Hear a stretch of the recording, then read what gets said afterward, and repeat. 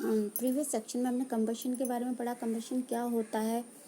अब हम पढ़ेंगे टाइप्स ऑफ कंबशन, कंबशंस के प्रकार।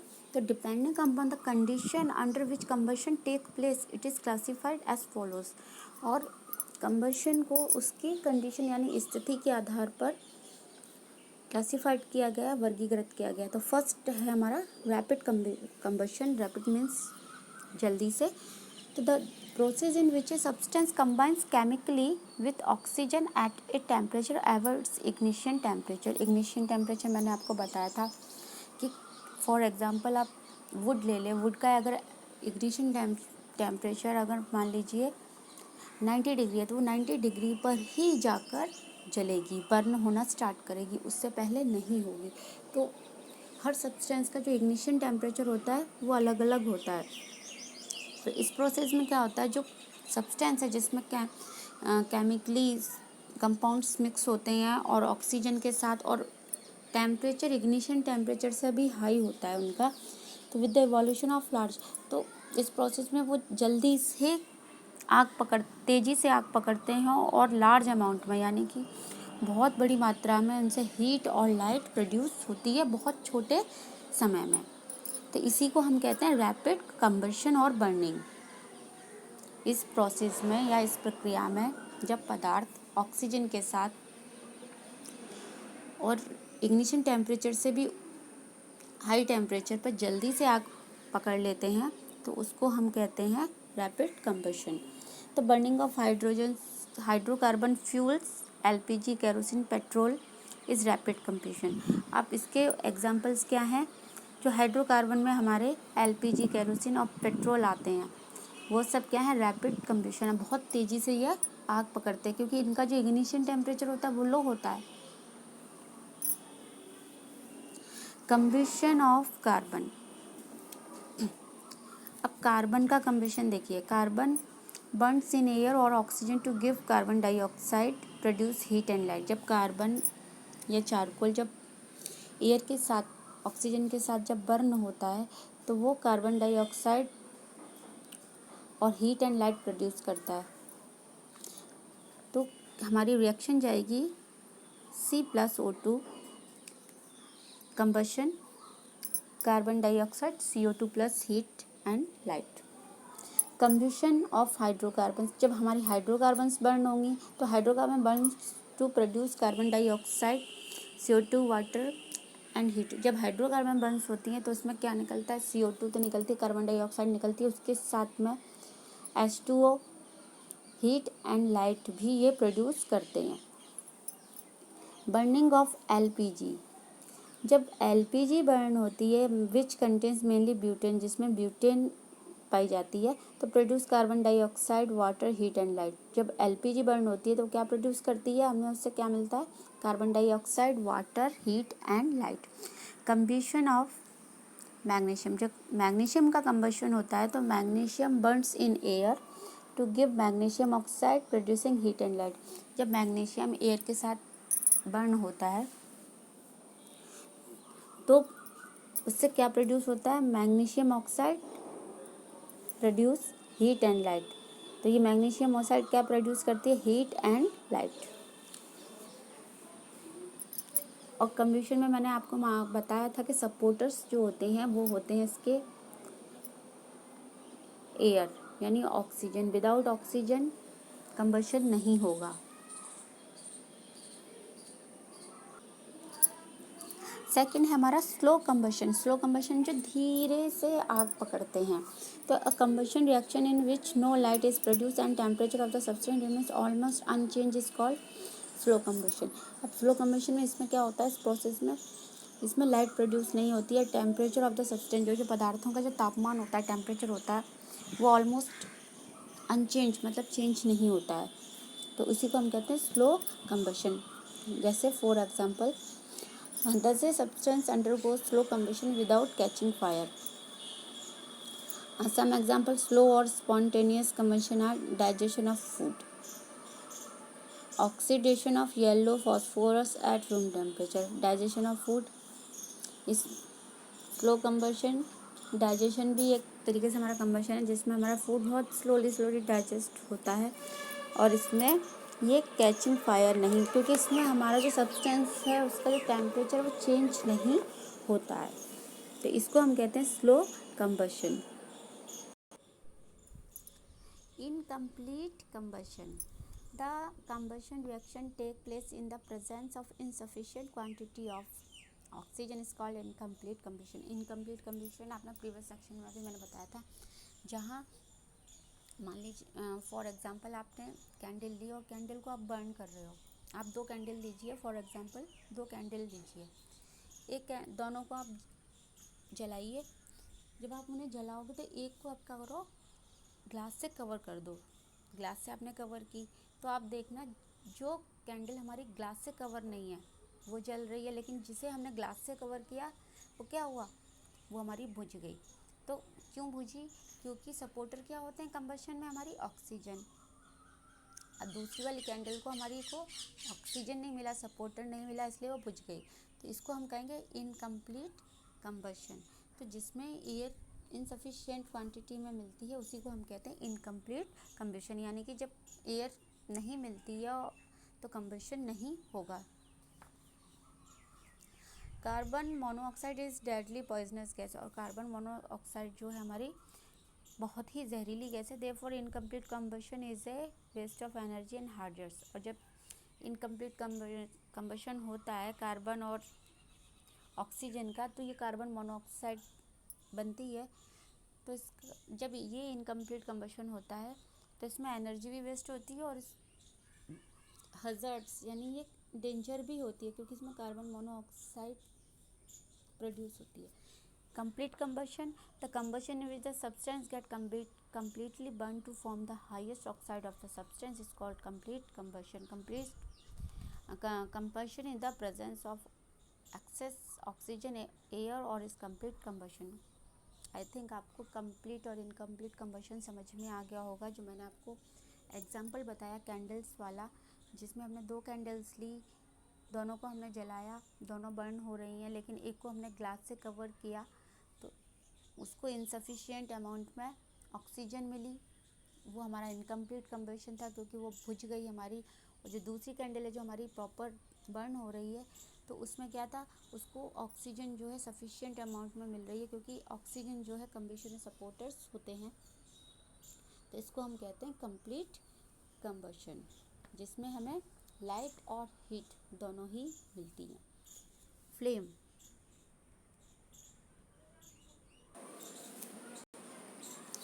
फ्लेम यानी लौ, ज्वाला। तो when you light A match stick it's burn with A yellow flame. आपने जब कभी माचिस की तीली को जलाया होगा तो देखा होगा उससे एक येलो कलर की फ्लेम निकलती है, यानी कि पीले रंग की लौ निकलती है। The flame produced by burning LPG is blue. और जब एलपीजी को हम जलाते हैं तो उसमें जो लौ निकलती है वो ब्लू कलर की होती है। The flame produced by kerosene when burned in A lamp is yellow and smoky. और जब हम कैरोसिन वाली लैंप्स जलाते हैं जिनमें कैरोसिन डलता है, उनको जब हम जलाते हैं तो उनमें जो फ्लेम निकलती है वो येलो और उसमें स्मोकी यानी धुएं के साथ। But when burned in A stove the flame is blue and smokeless. लेकिन जब हम एलपीजी स्टोव जलाते हैं तो उसमें क्या होता है, जो हमारी फ्लेम निकलती है, लौ निकलती है, वो ब्लू कलर की होती है और स्मोकलेस होती है, उसमें धुआं नहीं निकलता। तो all gases combustible substance burn with a flame. जितने भी हमारे गैसियस कंबस्टिबल सब्सटेंस है, जो गैसीय पदार्थ हैं जो तेज़ी से आग पकड़ते हैं, तो सब फ्लेम के साथ ही जलते हैं। Liquid combustible fuel also burn with A flame. और जो हमारे लिक्विड हैं कंबस्टिबल फ्यूल्स, वो भी हमारे क्या है, फ्लेम के साथ जलते हैं, उनमें भी लौ निकलती है। Solid combustible substance when burn at low temperature do not give a flame. लेकिन जो हमारे सॉलिड जो ठोस कंबस्टिबल फ्लेम्स होते हैं, जब वो जलते हैं लो टेम्परेचर पर यानी कि कम तापमान पर, तो उनमें कोई फ्लेम नहीं निकलती, कोई लौ नहीं निकलती। At higher temperature however when solid combustible material vaporise they also burn with a. लेकिन जब वो हाई टेम्परेचर पर जलते हैं तो उनमें लौ निकलती है और वो वेपराइज भी होते हैं। So thus only those solid and liquid fuels which are vaporized on heating burn with a flame. तो यही सॉलिड और लिक्विड फ्यूल्स जो फ्यूल्स हैं हमारे, वो ऐसे हैं जो कि वेपराइज भी होते हैं heating burn with a flame. जब उनसे फ्लेम निकलती है, लौ निकलती है, हीट, तो वो वेपराइज होते हैं। For example kerosene a liquid fuel and wax A solid fuel. Kerosene मिट्टी का तेल हमारा कैसा लिक्विड फ्यूल है, लेकिन वैक्स जो मोम है वो हमारा solid. Both vaporise on heating to burn with a flame, और दोनों ही क्या जब जलते हैं तो उनमें लौ निकलती है। तो a flame is the shining zone in which A combustible gaseous material undergoes combustion producing heat and light. अब फ्लेम क्या है? फ्लेम जो लौ है हमारी, वो एक शाइनिंग यानी चमकदार क्षेत्र होता है जहाँ इन which A combustible gases material, जहाँ जो हमारी आग पकड़ने वाला जो गैसेस मटेरियल होता है, पदार्थ होता है, कंबशन की क्रिया में जाकर और लाइट और हीट प्रोड्यूस करता है, उसी को हम लौ कहते हैं, यानी कि फ्लेम कहते हैं।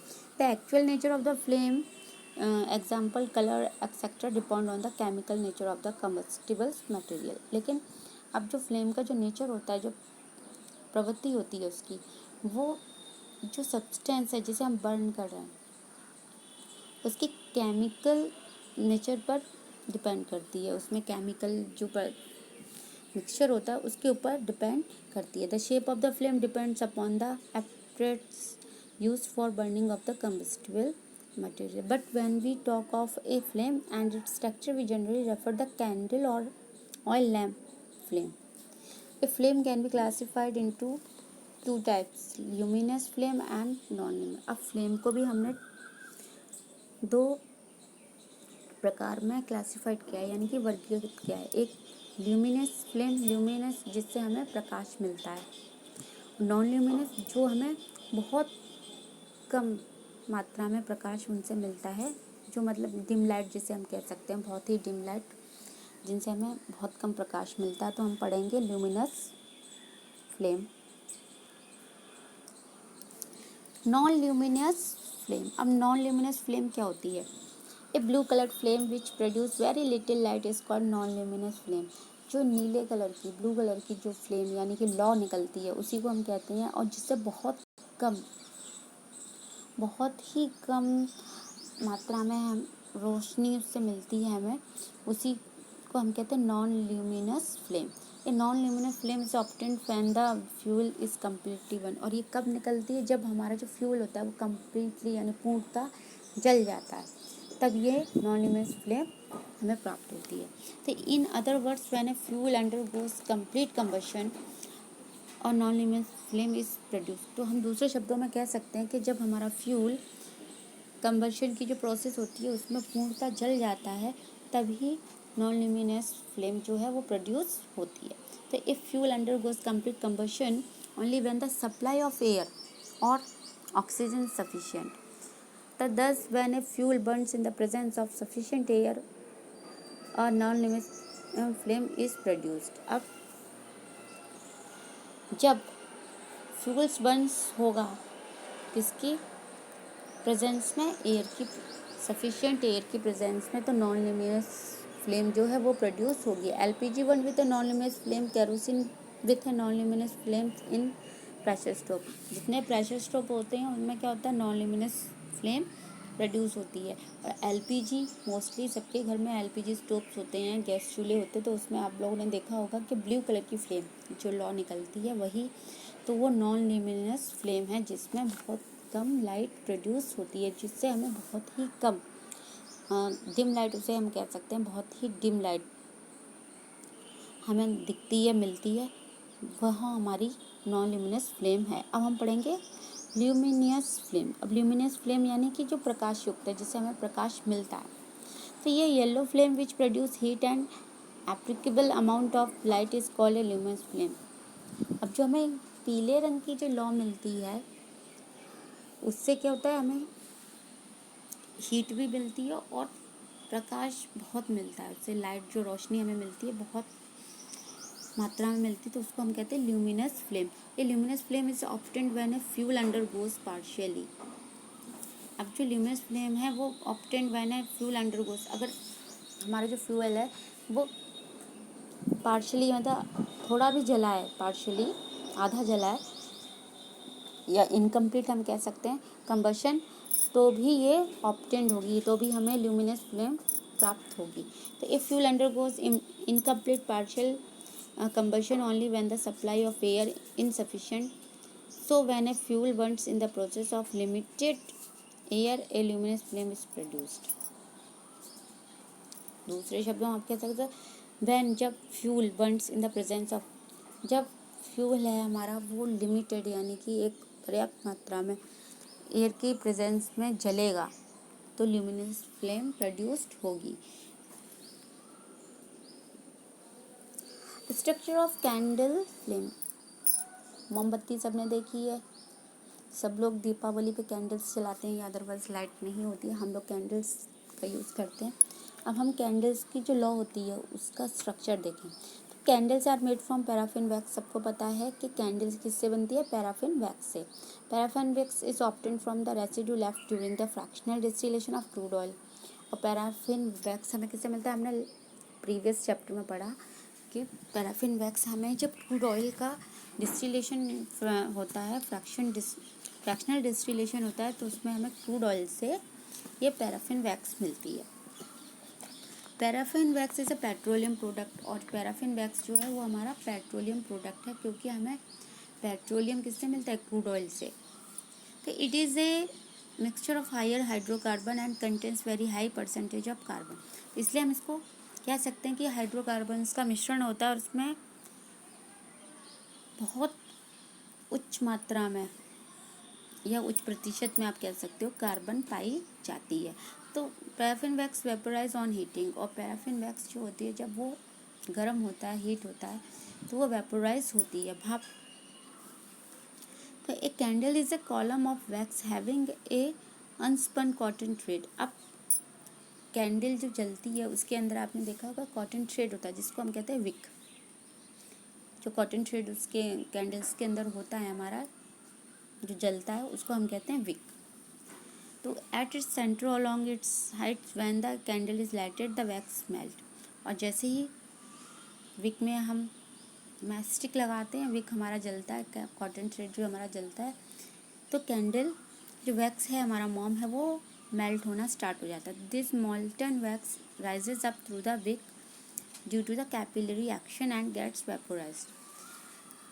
अब जो मोल्टन वैक्स है, जो हमारा मोम पिघल रहा है, वो क्या करता है, wax rises up through the wick, वो ऊपर की तरफ चलता है कॉटन थ्रेड विक्स की तरफ, और due to the capillary action and gets vaporised, और वेपोराइज्ड होता है।